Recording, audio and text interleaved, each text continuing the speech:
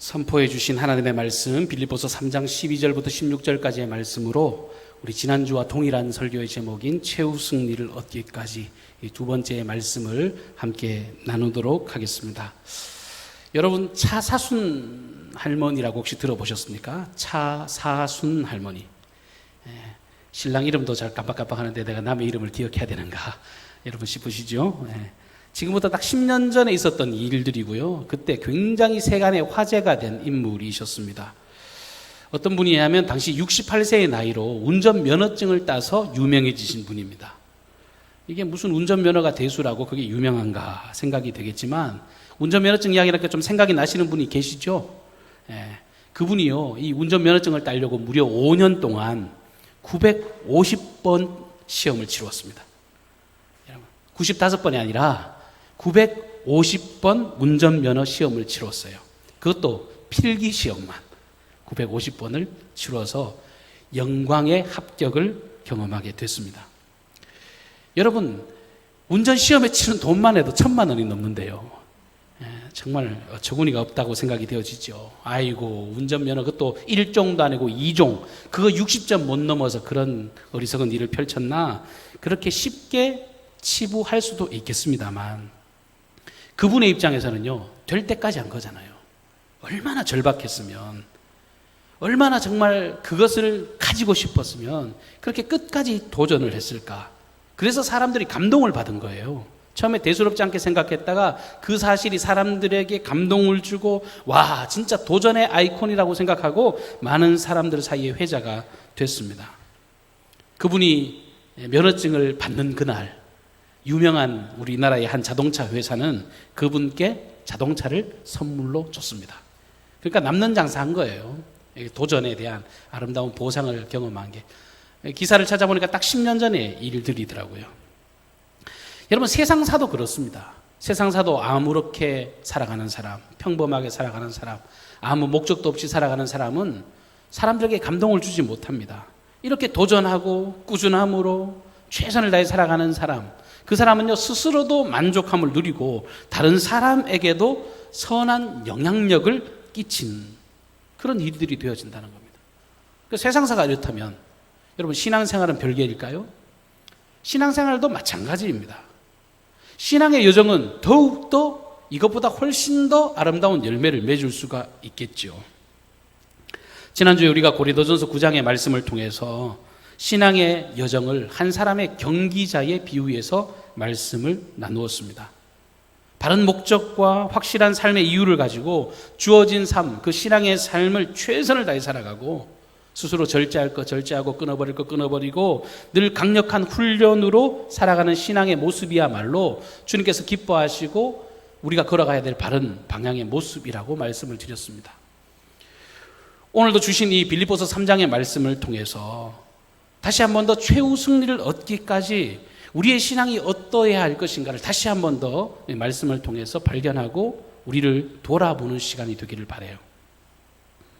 오늘 주신 말씀에도 신앙인이 바라보는 분명한 표대가 있습니다.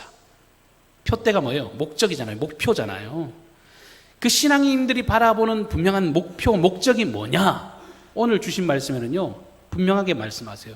부름의 상을 바라보는 것이라고. 우리 신앙인들이 바라보는 표대는요, 부름의 상을 쫓아간다. 이 부름의 상이라고 하는 것은요, 하나님이 주시는 거니까 세상에서 얻는 그런 성과와 상급에 비하면 정말 도무지 비교도 할 수 없을 만큼 매우 고상하고 위대한 그러한 목표라고 하는 것입니다. 우리가 이 사실을 분명히 기억하고 살아야 합니다. 그리스도의 삶의 목적은 그야말로 별 볼 일 없는 게 아니에요. 수준이 낮은 게 아닙니다.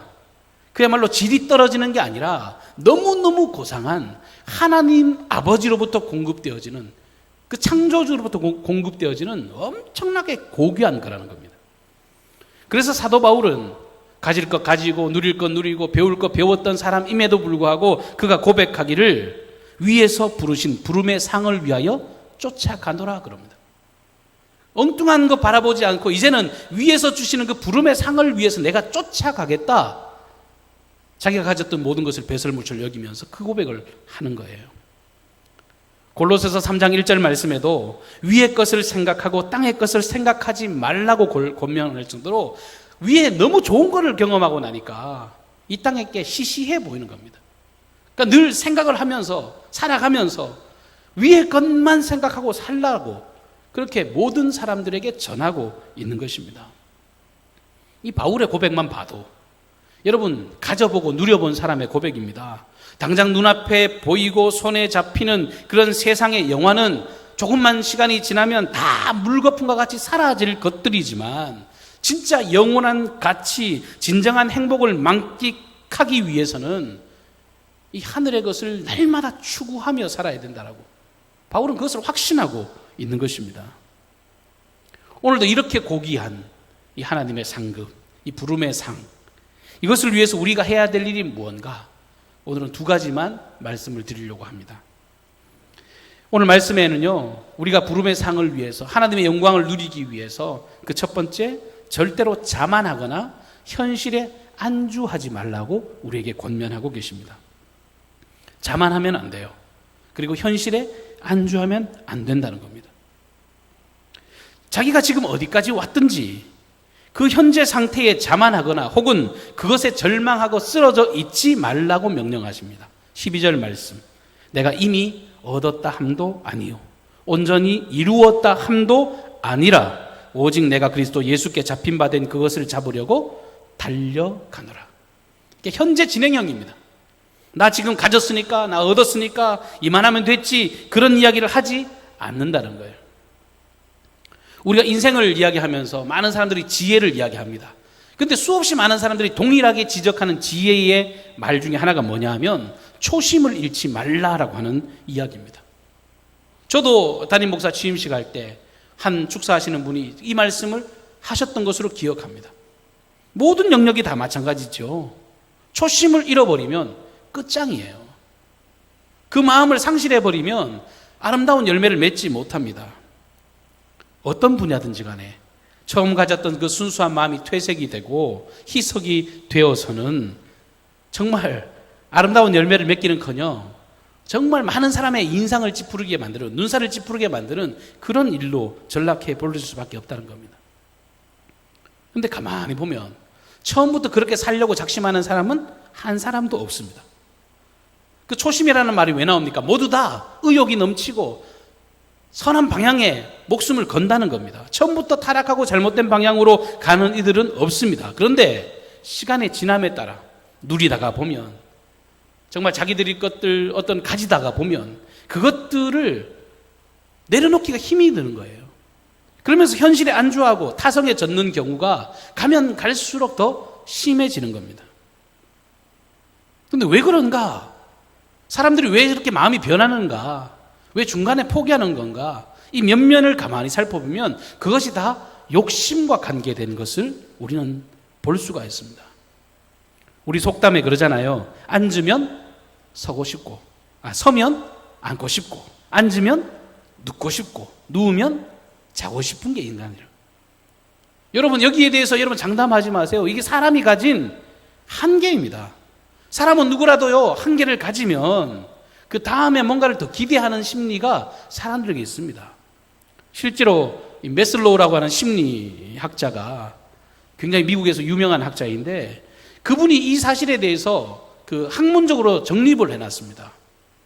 어떤 사람이 욕구가 채워지면 그 욕구로 만족하겠지 싶겠지만 또 다른 욕구가 생기고요. 그 욕구를 채우려면 또 다른 욕구가 사람들에게 생겨나는 것을 발견하고 이게 사람들 안에 있는 그런 안타까움이라는 것을 그 심리학자가 그것을 증명해 냈습니다. 그러면서 이 사람들이 가진 욕구를 5단계로 분리를 해놨는데 제가 그 내용을 보니까 진짜 수긍이 가는 내용이에요. 사람이 첫 번째로 어떤 마음을 가지냐면 그저 그냥 생명을 유지하기 위한 생리적 욕구에 목숨을 겁니다. 그냥 배고프면 먹고 싶어, 자고 싶어. 정말 그냥 생리적으로 아주 기초적인 것을 위해서 사람이 그런 마음을 가집니다. 그거 살아가려면 당연한 이야기겠죠. 그런데 생리적 욕구가 완성이 되고 나면, 충족이 되고 나면 이제 안전에 대한 욕구가 생겨요. 안전이라는 것이 내가 신체적으로 위협을 받는 부분뿐만 아니라 내 불확실한 미래가 뭔가 명확해져가지고 내가 그 안에서 평안함을 누렸으면 좋겠다. 내가 정말 보장된 그 공간 안에서 내가 안정을 누렸으면 좋겠다. 그런 안전에 대한 욕구로 발전을 한다고 합니다. 그 다음에 그것이 충족이 되고 나면 세 번째로 소속과 애정에 대한 욕구로 변화가 된대요. 내가 그곳에 들어가고 싶은 거예요. 내가 안전한 그곳에 함께하고 싶은 거예요. 그 공간에 내가 어울리고 싶은 겁니다. 그리고 난 뒤에 그 공간 안에서 내가 더 두각을 드러내고 그 공동체 안에서 내가 인정을 받고 존중을 받고 싶은 욕구가 네 번째 욕구입니다. 그리고 마지막으로 자아 실현의 욕구까지 이어집니다. 근데 네 번째 욕구, 인정받고 싶은데 인정을 못 받으면 어떻게 돼요? 그 안에서 우울감과 열등감에 사로잡혀서 사람들이 좌절한다고요. 근데 이런 맥락에서 쭉 살펴보다 보니까 요즘에 그 젊은이들을 바라보면서 사람들이 그러잖아요. 뭐 3포 시대, 5포 시대, 7포 시대 그러다가 지금은 완전히 이제 다포 시대라는 이야기를 합니다. 근데 왜 그렇게 젊은 사람들이, 멀쩡한 사람들이 그렇게 포기하는가? 근데 그 이면에 가만히 보세요. 가만히 보면 그래요. 미래에 대한 불확실성, 아까 말씀드렸던 몇 번째예요? 세 번째입니다. 두 번째 안전에 대한 욕구. 미래가 불투명하니까 사람들이요, 아니 내가 뭐 이렇게 살아봐야 어차피 내가 어떻게 될지도 모르는데 그런 불안한 마음 때문에 자기도 모르게 어디에 소속되는 것을 싫어하는 겁니다. 그러니까 결혼하는 것도 불안해, 못하겠어요. 출산도 아이고 못 먹여 살릴 것 같아서 못하겠는 거예요. 그러니까 이것도 저것도 다 두려운 겁니다. 그러니까 욕구가 제대로 충족이 되지 않으니까 그런 부분에 대해서 좌절하고 넘어져 있는 것입니다. 일반적인 논리로 세상을 이렇게 바라보면 이런 기준 안에서 세상은 지극히 양극화되어져 버립니다. 극단적으로 되어버립니다. 한쪽에서는 욕구가 충족되지 못해서 아이고 그냥 다 포기해버리자, 그냥 이놈의 세상 그냥 나 혼자만 즐기자, 그렇게 포기하는 사람이 생기는가 하면 또 한쪽에서는요, 너무너무 가지고 채워도 채워지지 않는 그 욕심 때문에 도가 넘어버리는 사회로 그렇게 넘어가기도 합니다.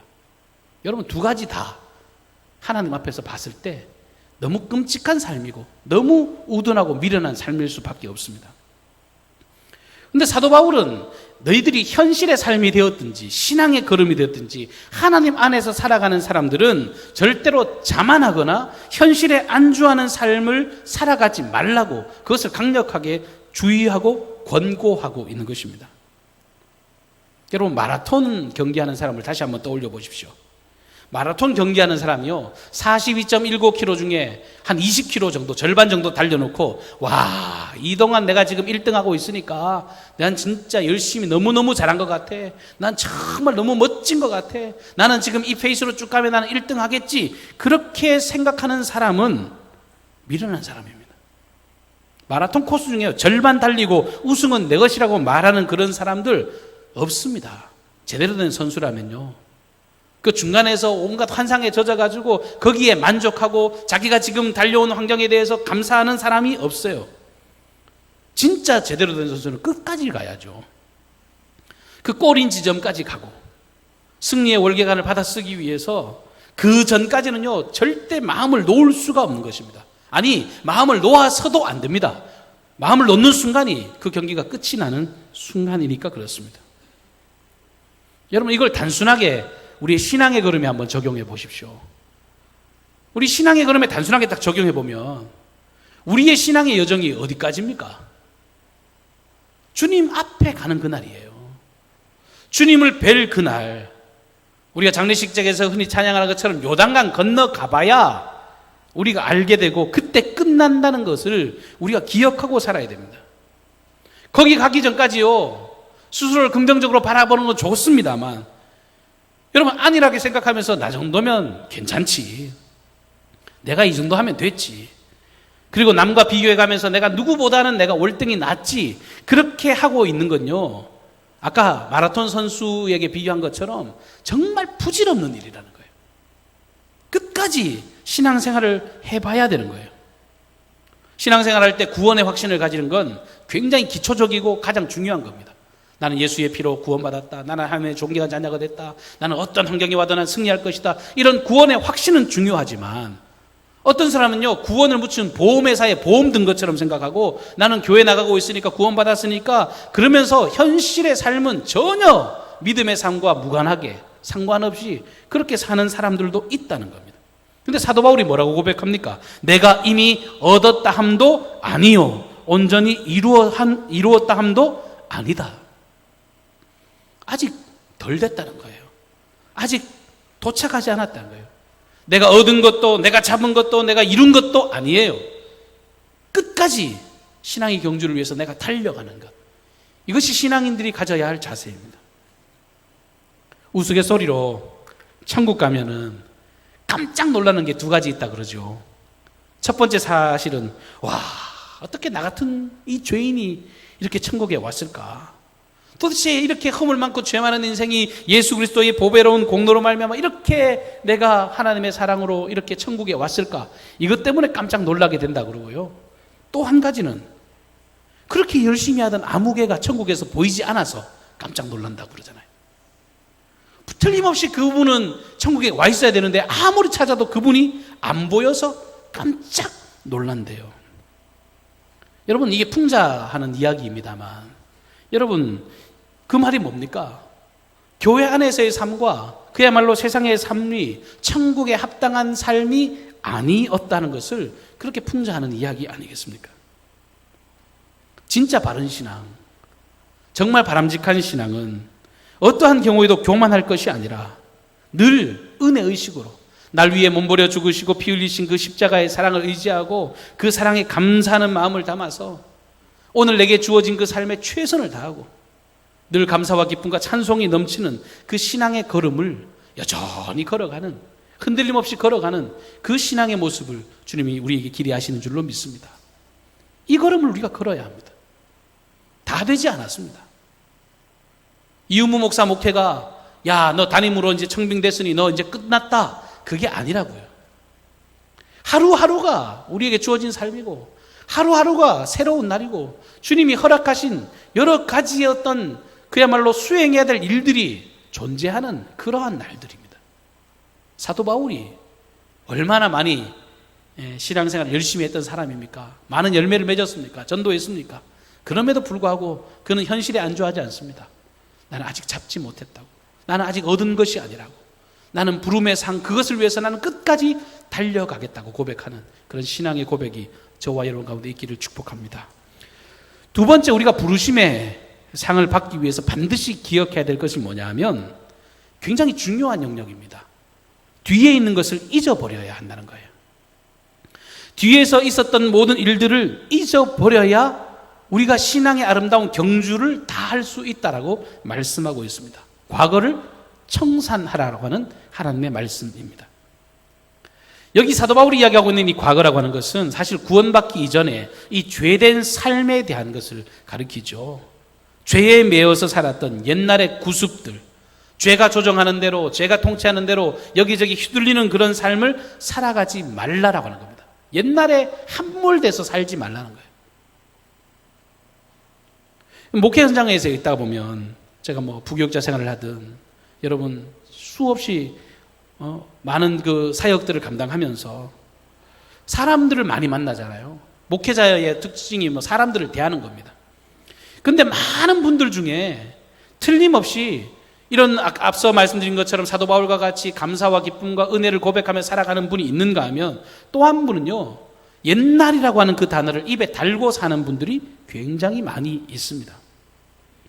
아름다웠던 과거를 회상하는 건 굉장히 중요한 일이고 미래를 나아가게 하는 힘이 되는 건 사실입니다. 그런데 여러분 공로가 됐던 아니면 과거의 실수가 됐던 그 과거 자체에 매여서 헤어나오지 못하는 것은 굉장히 심각한 문제가 있습니다. 실제로 내 신앙에 아무런 도움도 주지 못하고 그야말로 내 신앙에 아주 심각한 균열을 주고 나를 넘어지게 만드는 엄청난 그런 악한 요소가 된다는 것을 우리는 기억해야 됩니다.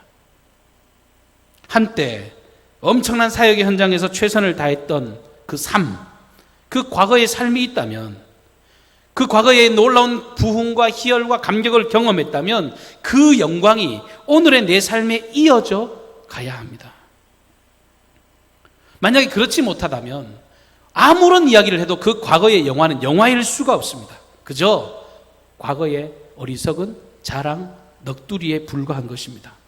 그리고 오늘을 살아가는 내 신앙에 절대적인 해악으로만 존재하게 된다는 것입니다. 그야말로 아무런 유익이 없는 겁니다. 저는 목회자잖아요. 목회자니까 존경스러운 어른들을 많이 만납니다. 근데 목회자들 중에도 이런 분이 계세요.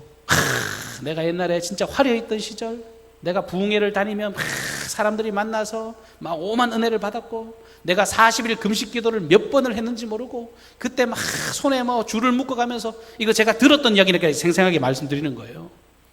근데 그런 이야기를 다 하지만 말년에 가만히 보면 너무너무 외롭게 이 목회를 마감하시는 분들을 봐요. 그렇게 화려했는데 왜 끝이 저러실까? 그렇게 화려한 시절을 살았는데 왜 지금은 그렇게 살아가지 못하고 왜 넋두리 하듯이 옛날만 이야기하고 계실까? 그러면서 제 자신을 돌아보죠. 진짜 마지막이 아름다운 사람이기를 바란다고. 여러분, 우리 개인을 한번 돌아보시면요, 부흥회 때 은혜를 받고 교회 앞장서서 일을 하고 최선을 다했던, 근데 그게 옛날이요, 그리움만 쌓이네, 이런 어떤 이야기들로 추억이 된다고 하면, 오늘 이 사도 바울의 선언하는 이 하나님의 말씀을 귀를 열고 들으시기를 축복합니다. 그 화려한 시절은요, 그저 옛 시절일 뿐입니다. 이게 단순히 공로에 대한 것뿐만 아닙니다. 과거에 받았던 아픔과 상처와 모든 두려움들, 모든 고통들, 이 모든 것들을 다 포함하고 있는 이야기라고 하는 겁니다. 고통스러운 이야기들, 아픔의 이야기들을 할 때요, 나름대로 타당한 이유가 없는 사람이 없습니다. 충분히 가능하고 설명이 된다고 해도 그것이 내 삶에 영향을 준다고 하면 그것은 끊어버려야 될 이야기입니다. 내 삶에 영향을 주고 내 신앙에 영향을 준다면 그건 절대로 하나님이 기뻐하시는 삶이 아닙니다. 세상적인 어떤 상담에 가도 그 과거에 매여있는 사람을 뭐라 그래요? 성인 아이라 그럽니다. 몸은 자랐는데 늘 옛날 이야기 하는 거예요. 그러면요, 안에 자기의 내면은 자라지 못했습니다. 근데 신앙의 걸음도 여전히 성인 아이로 존재합니다. 어리석은 신앙이라고 사도 바울은 지적하고 있습니다. 이 과거를 잊어버리라는 거예요. 뒤에 있는 일을 잊어버리라고 명령하고 있습니다. 여러분, 신앙이 자꾸 달리기에 표현하는데, 달리기 선수가 열심히 달리면서 자기가 제일 잘했던 최고의 기록을 찍었던 기록이 있을 겁니다. 근데 달리기 선수가 달리는 그 시점에서 내가 그래도 옛날에 진짜 이런 최고의 기록을 세운 적이 있었는데를 생각하면요, 그 선수는 자격 박탈해야죠. 진짜 선수는요, 그런 생각을 하지 못합니다. 않습니다. 그 현장에서 무슨 그런 생각을 합니까? 그리고 결승점에 도달도 하지 않고 승리의 월계관을 받았을 그런 생각을 하지 않습니다. 내일 일, 모레 일, 앞으로 될 일 걱정하지 않습니다. 과거 이야기들 생각하지 않습니다. 그저 달리는 그 순간에 집중하며 달리고 그 순간에 온 힘을 쏟아붓고 또 쏟아붓는 것입니다.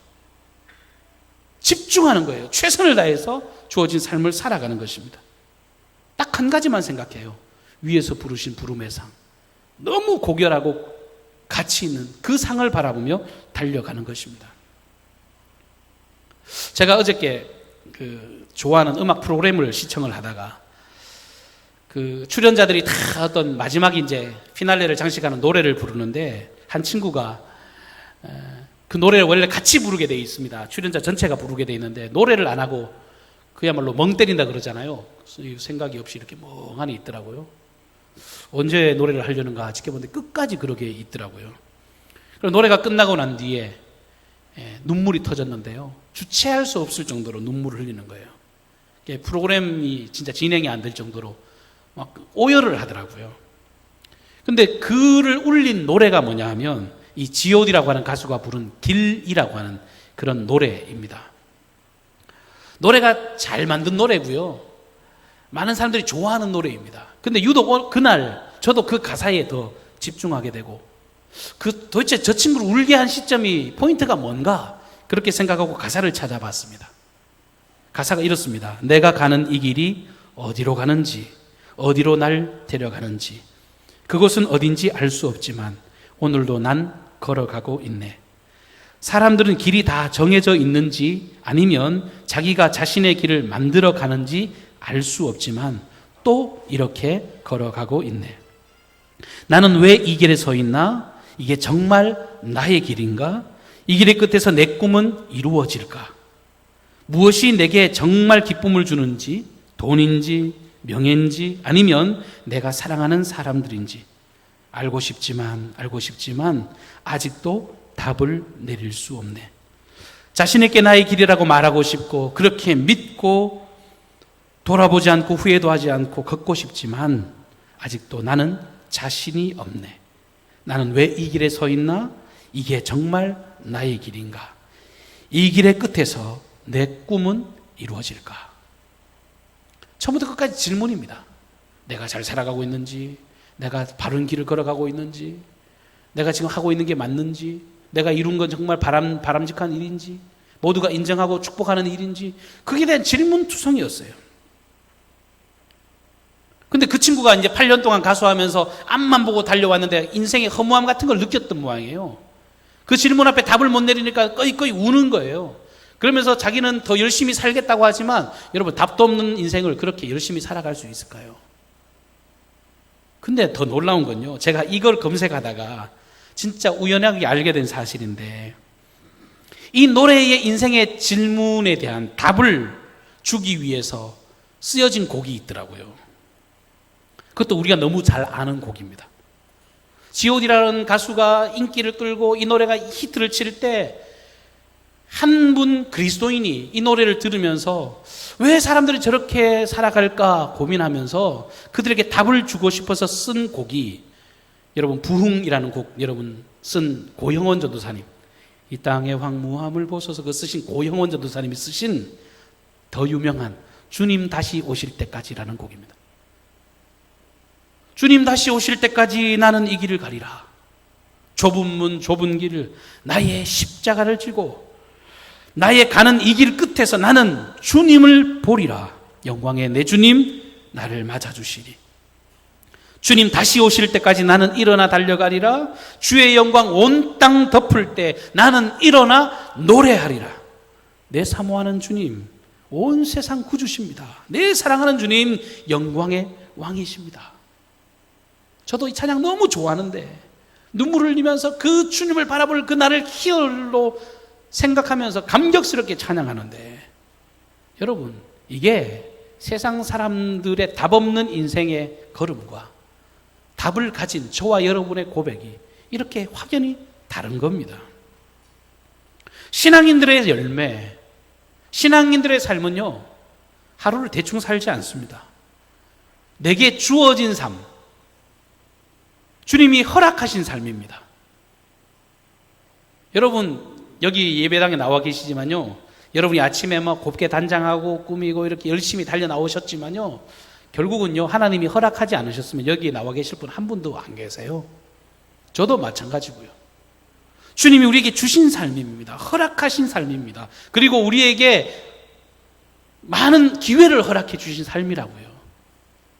그리고 이 삶의 아름다운 열매를 통해서 귀한 상급을 예비하고 계신 걸 우리는 믿습니다. 그래서 마태복음 5장 29절과 30절 말씀해 보시면 예수님께서 이렇게 교육하십니다. 만일 내 오른 눈이 너로 실족하게 하거든 빼어내버리라. 내 백체 중에 하나가 없어지고 온몸이 지옥에 던져지지 않는 것이 유익하며, 또 만일 내 오른손이 너로 실족하게 하거든 찍어내버리라. 내 백체 중 하나가 없어지고 온몸이 지옥에 던져지지 않는 것이 유익하니라. 여러분, 예수님의 이 말씀을 토대로 보면요, 신앙의 걸음은요, 그냥 관광버스 타고 비행기 타고 룰루랄라 노래 부르는 그런 즐거운 시간들이 아니에요. 우리의 신앙생활이 그만큼 힘들고 어려워요. 눈을 빼내야 되는 것만큼 내 손을, 내 다리를 잘라내야 될 것 같은 그런 아픔과 고통이 따르는 길이라고 하는 겁니다. 근데 왜 이런 고통을 누려요? 이거 없어져도, 이거 못 누려도 더 좋은 것이 우리에게 예비되어 있기 때문에, 이거 잘라내더라도 이게 하나님이 기뻐하시는 더러운 것이고 악한 것이라면 이것쯤이야 잘라내도 더 위대하고 영원한 생명이 우리 가운데 기다리고 있기 때문에, 우리가 걸어가는 그 천국의 길이 그런 가치 있는 길이기 때문에 그런 삶을 살아가는 것입니다. 이런 확신 속에서 사도 바울이 고백합니다. 디모데후서 4장 7절과 8절 말씀에 이렇게 한평생 살다가 고백하는 것이 나는 선한 싸움을 싸우고 나의 달려갈 길을 마치고 믿음을 지켰으니 이제 후로는 나를 위하여 의의 면류관이 예비되었으므로 주 곧 의로우신 재판장이 그날에 내게 주실 것이며 내게만 아니라 주의 나타나심을 사모하는 모든 자에게도니라. 믿음 지키고요, 이 하나님 앞에 의연히 살 날을 기다리는 거예요. 기대하는 겁니다. 앞서도 말씀드렸지만 가질 것 다 가지고 누릴 것 다 누리고 정말 세상에 부족함이 없던 사람이 진짜를 경험하고 나니까 그거 그렇게 대수롭지 않은 거예요. 그럼 진정한 가치를 위해 살아가는 겁니다. 진짜 목적을 위해서 살아가는 것입니다. 의의 면류관, 생명의 면류관, 그저 아무렇게나 해서 그냥 대충대충 타협하고 살고 그냥 하고 싶은 거 하면 살다가 주어지는 것이 아닙니다.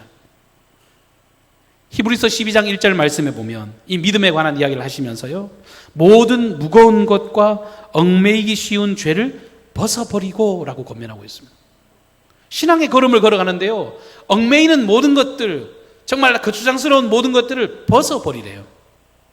운동선수가 정말 달리기 선수 가면서 요즘에 젊은 아이들이 하는 말로 관종이라 그래가지고요, 사람에게 주목받는 것을 굉장히 좋게 생각하는 시대거든요. 근데 어떤 운동선수가 내가 사람들에게 내가 히트를 쳐야지, 내가 관종이 돼야 되겠다, 그런 마음으로 운동장에 가면서 말이죠, 온갖 금목걸이를 하고 반지를 끼고 막 외투를 걸치고 막 밍크 코트를 걸치고 그렇게 운동장에 간다 그러면 그게 제정신인 선수입니까?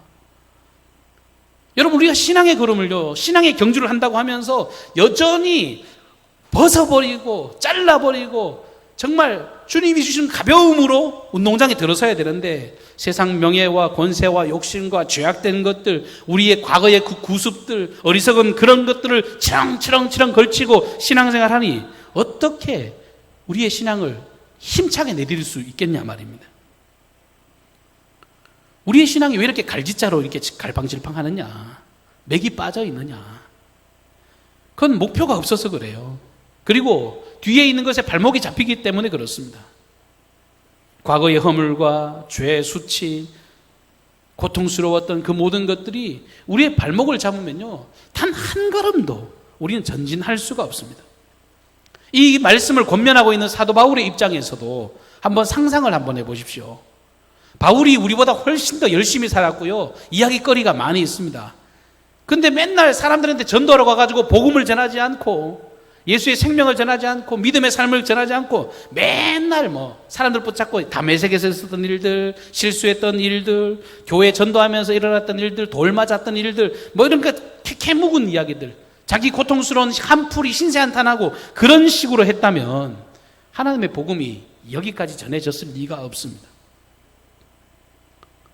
신앙의 두 번째 걸음은요, 잊는 거예요. 과거를 잊는 겁니다. 뒤의 것을 잊어버려야 됩니다. 그래야 힘찬 위대한 교회로 나아갈 수가 있습니다. 제가 강경중앙교회 와서 제일 많이 들었던 기도 내용 중에 하나가 뭔지 아세요? 여러분들은 잘 모르시겠지만 저는 들어온 사람 입장이니까요. 여러분들 많은 기도하실 때마다 빼먹지 않고 하시는 기도가 뭐냐면 새로운 시대, 새로운 시대라는 말을 많이 쓰셨습니다. 새로운 역사. 원로 목사님이 33년 계셨으니까요, 우리 교회로 보면 60년 역사에서 절반이 지났으니까 새로운 시점이 맞죠. 그러면 새로운 시대를 열어가려면요, 오늘 주신 이 말씀을 우리가 경청해야 합니다. 새로운 시대를 위해서 여전히 과거에 매여 있고, 여전히 넘어져 있고, 여전히 그냥 현실에 안주해 있고 넘어져 있다면 우리는 절대로 한 걸음도 내딜 수가 없는 것입니다. 신학 경주에서 가장 중요한 것은요, 오늘 내게 주어진 그 삶을 아름답게 살아내는 겁니다. 초심 잃어버리지 않고 주님이 주신 구원의 감격과 즐거움을 가지고 맡겨진 그 삶을 최선을 다해서 살아가는 모습이 필요합니다. 희망찬 미래를 바라보면서, 주님이 주신 상급을 바라보면서. 여러분, 말씀을 맺겠습니다. 오늘 주신 이 두 가지를 여러분 마음에 새기시기를 바라요. 저도, 여러분들도 이것을 확실하게 새겨야 합니다. 예수님께서요, 제자들을 양육하시고 난 뒤에 제자들이 전도 현장에 갔다가 왔습니다. 정말 이제 나갔더니, 예수님이 가르친 대로 나갔더니요, 세상에서 오만 일들이 다 일어나는 거예요. 귀신들도 항복하고 여러 가지 어떤 기적과 이사들이 나타나고 정말 제자로서 어떤 뿌듯함이 넘치는 거예요. 그래서 돌아와서 예수님께 선교 보고를 했거든요. 예수님 말씀대로 나갔더니 이 놀라운 일들이 일어났습니다. 너무너무 좋습니다. 그때 예수님이 하시는 말씀이 뭔지 아세요? 귀신들이 너희에게 항복하는 것으로 기뻐하지 말고 너희 이름이 하늘에 기록된 것으로 기뻐하라 그러셨다고요. 여러분, 신앙은요, 여러 가지 어떤 공로 때문에 하는 게 아닙니다. 인간의 업적을 남기기 위해서 하는 게 아니에요. 하나님의 영광, 하나님의 상급, 우리 이름이 생명책에 기록되고 영원한 그 나라에 가기 위한 그런 걸음으로 우리가 이 신앙의 삶을 살아가고 있는 것입니다. 하나님의 나라를 살아가는 것. 저는 목회하면서 자주 드는 마음이 뭐냐면 예수 믿고 천국 가자, 예수 믿고 천당 가자. 어릴 때 진짜 많이 들었는데요. 우리 그리스도인이 회복해야 될 게 뭐냐면요, 예수 믿고 천당을 누리자입니다. 죽어서 가는 천국은요, 성경에 자명한데요, 예수 그리스도로 옷 입고 예수 그리스도의 의의 능력을 덧입으면 주어진 이 삶이 천국이 되는 줄 믿으시기를 바랍니다. 우리 교회가 천국이 되어지고요, 여러분의 가정이 천국 되어지고요, 여러분의 삶의 걸음이 천국 되어지고요, 여러분의 직장 생활이, 삶의 모든 것들이, 얽혀있던 모든 것들이 순리가 생기는 거예요. 질서가 생기는 거예요. 하나님의 통치가 생기니까. 신앙의 경주 끝까지 감당하시기를 바랍니다. 과거를 자랑하는 어리석은 자들이 아니라 오늘 내게 허락하신 이 생명의 날 아름답게 도전하고 이 강경 땅에 죽어가는 많은 생명들에게 정말 영원한 소망이 여기 있다라고 증거하는 저와 여러분의 복된 그런 신앙의 열매들이 되시기를 주님의 이름으로 축복합니다. 기도하십시다. 고마우신 주님 은혜와 사랑을 감사합니다. 오늘 주신 말씀으로 우리의 신앙의 걸음, 정말 주님이 기뻐하시는 그 최후의 승리를 얻기 위한 아름다운 걸음이 되기 위해서 권면하셨습니다. 우리가 듣게 하시고 우리가 신앙에 최선을 다해서 믿음으로 전진하는 생명의 걸음 걷게 인도하여 주시옵소서. 하나님께서는 귀한 복을 우리 개인에게, 우리 강경중앙의 앞날 위에, 이 나라 이민족 위에 다 열어놓고 계시지만 여전히 어리석은 길을 답습하면서 포기하고 쓰러지고 비교하고 아버지의 욕심을 부리다가 아버지 이것들을 우리가 누리지 못하고 있지는 않은지 돌아보게 하여 주시옵소서. 과거에 발목이 잡혀서 여전히 믿음의 걸음을 내딛어 가지 못하고 달려가지 못하고 주저앉아 있지는 않은지 우리가 말씀 앞에서 우리를 돌아보며 하나님의 부르심 앞에 아멘으로 화답하면 순종의 걸음 걷게 하여 주시옵소서. 하나님, 그래서 어둠의 모든 그림자는 사라지게 하시고 생명의 빛, 의의 빛, 영원한 권능으로 말미암아 믿음으로 승리하는 저희들의 걸음만 되게 하옵소서. 아멘으로 화답하고 아버지 하나님, 이 모든 말씀 앞에 우리가 순종하는 모든 삶의 걸음 위에 하나님께서 예비하신 그 큰 복을 우리가 온전히 누리며 살아갈 수 있도록 도와주시옵소서. 그래서 아버지 하나님, 모든 두려움이 아닌 생명과 믿음을 고백하게 도와주시고 주님께서 허락하실 그 부름의 상을 위하여 힘차게 달려가는 저희들의 복된 발걸음만 되게 하옵소서. 우리를 그렇게 이끄실 주님을 기대하옵고 예수님의 존귀하신 이름으로 기도하옵나이다. 아멘.